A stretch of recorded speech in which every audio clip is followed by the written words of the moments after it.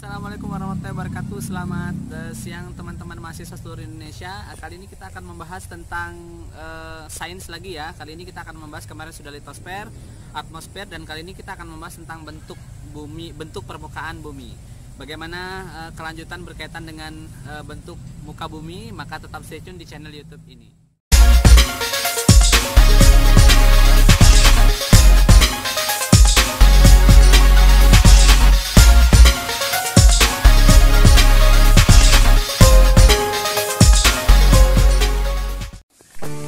Oke, assalamualaikum warahmatullahi wabarakatuh, teman-teman mahasiswa seluruh Indonesia, terutama khususnya adalah mahasiswa PGMI. Baik, hari ini kita akan membahas tentang mata kuliah Bumi dan Antariksa. Kali ini kita akan membahas tentang bentuk permukaan bumi.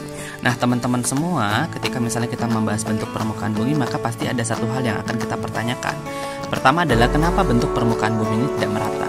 Kita sering melihat adanya gunung, lembah, kemudian bukit gitu ya, yang kemudian selanjutnya adalah lembah-lembah ataupun lereng. Nah, ada satu hal pertanyaan, kenapa semua ini terjadi gitu ya? Maka sebenarnya ketika kita membahas tentang bentuk muka bumi yang berkaitan dengan gambar-gambar perbedaan tadi, kita lihat di sisi utara agak bergunung, sisi barat agak sedikit punya laut ataupun agak sedikit tidak merata. Maka sebenarnya ada 4 faktor yang menjelaskan kenapa bentuk bumi tidak merata. Nah, keanekaragaman bentuk bumi ya gitu ya merupakan hasil tenaga geologi, baik yang berasal dari tenaga luar ataupun eksogen, dan maupun yang berasal dari tenaga dalam ataupun endogen. Nah, teman-teman, kalau misalnya kita menilik kembali, apa sih sebenarnya tenaga endogen? Tenaga endogen itu sifatnya adalah membangun ataupun membentuk permukaan bumi dalam wujud pertama, misalnya seperti ada lembah ataupun ada bukit-bukit barisan, kemudian lagi ada gunung. Yang kita lihat misalnya di Sumatera Barat ada beberapa gunung ya yang aktif. Nah, kemudian yang berkaitan dengan lembah Haro ini biasanya ada di kota Payakumbuh, ini untuk di Sumatera Barat. Nah, yang kemudian kedua itu adalah berkaitan dengan tenaga eksogen, itu yang bersifat merubah bentuk permukaan bumi yang sudah dibangun oleh tenaga endogen. Misalnya seperti adanya lempengan-lempengan ataupun lapisan-lapisan bumi.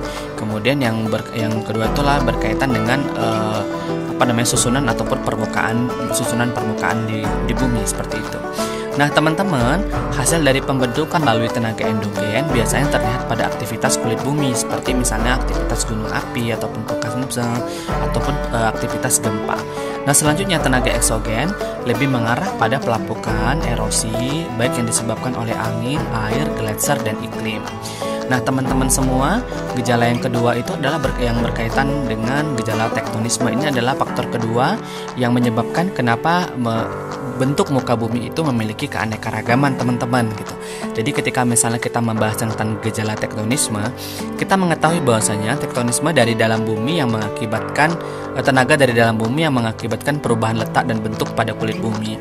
Misalnya seperti yang tadi itu ya, kulit bumi yang keras dan kaku akhirnya terpecah menjadi lempengan besar yang tidak sama dan bergerak secara vertikal dan horizontal.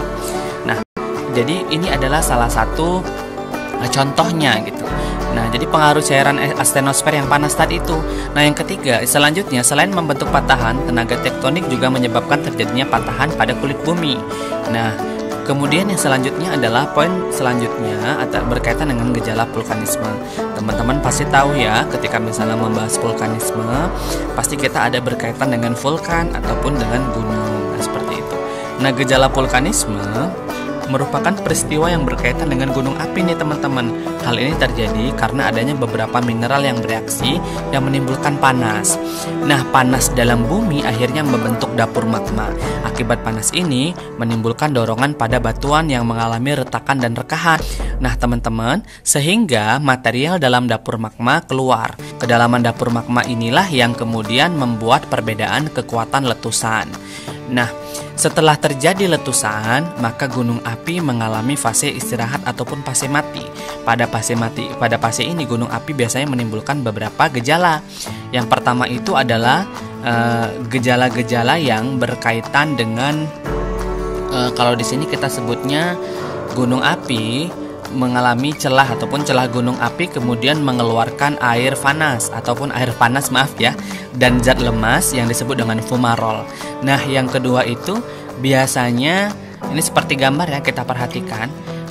Adapun aktivitas yang kedua setelah gunung api itu meletus adalah celah gunung api biasanya mengeluarkan air panas, yang kemudian air panas itu mengandung belerang. Nah, ini yang disebut dengan solvatar. Nah, yang ketiga nanti berkaitan dengan celah gunung api itu ya. Gunung api mengeluarkan gas yang beracun atau yang disebut dengan MOFET. Nah, yang terakhir nih teman-teman yang harus kita tahu.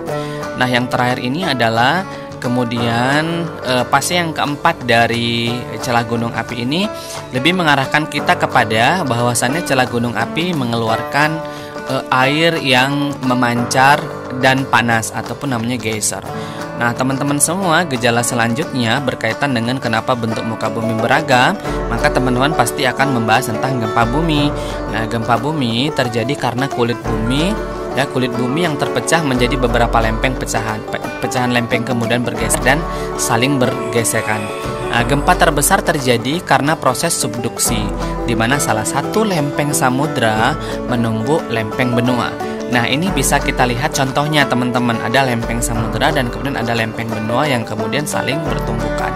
Lalu sebenarnya bagaimana proses terjadinya tsunami ini sering ya kita pertanyakan. Nah, tsunami terjadi karena tumbukan lempeng di dasar samudra. Dari tumbukan tersebut ada lempeng yang naik atau turun, maka air di dasar samudra mengalami goncang yang berpengaruh terhadap air laut. Nah, ini adalah salah satu contoh gambar kenapa terjadi tsunami.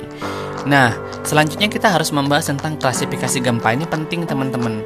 Nah, klasifikasi gempa itu sebenarnya ada 3 ya. Pertama adalah gempa tektonisme ya, yang berkaitan dengan lempeng bumi, yaitu gempa yang disebabkan karena adanya pergeseran lempeng bumi. Nah, yang kedua itu adalah berkaitan dengan gempa vulkanisme. Kalau misalnya kita membahas vulkanisme, tentu kita akan membahas yang berkaitan dengan gunung. Nah, gempa vulkanisme ini terjadi akibat letusan gunung api. Nah, yang terakhir itu adalah gempa yang disebabkan oleh runtuhan. Nah, ini dinamakan gempa runtuhan. Sedangkan gempa runtuhan itu adalah gempa yang diakibatkan oleh runtuhan batu-batu raksasa yang di sisi gunung atau gua-gua besar. Nah, itu adalah. Nah, demikianlah penjelasan materi tentang bumi dan antariksa berkaitan dengan kenapa bentuk bumi beragam. Oke, teman-teman sudah terjawab ya. Yang pertama adalah bentuk bumi beragam karena pertama adalah tenaga geologi, yaitu tenaga endogen dan eksogen. Yang kedua adalah berkaitan dengan gejala tektonisme. Yang ketiga berkaitan dengan gejala vulkanisme, dan yang terakhir itu berkaitan dengan gejala gempa bumi. Maka itulah materi kita pada siang hari ini. Maka teman-teman, jika misalnya teman-teman suka dengan materi ini, silahkan klik like. Kalau misalnya teman-teman merasa materi ini cocok untuk dijadikan referensi dan teman-teman menginginkan untuk semua orang tahu, maka silahkan klik share dan tolong bantu disebarkan di sosial media teman-teman. Dan kalau teman-teman menginginkan Dosen Muda Batu Sangkar tetap eksis di dunia per-YouTubean, maka jangan lupa klik subscribe di bawah ini. Oke, tetap jaga kesehatan, tetap stay at home. Selamat menjalankan ibadah puasa 1441 Hijriah. Mohon maaf lahir dan batin. Assalamualaikum warahmatullahi wabarakatuh.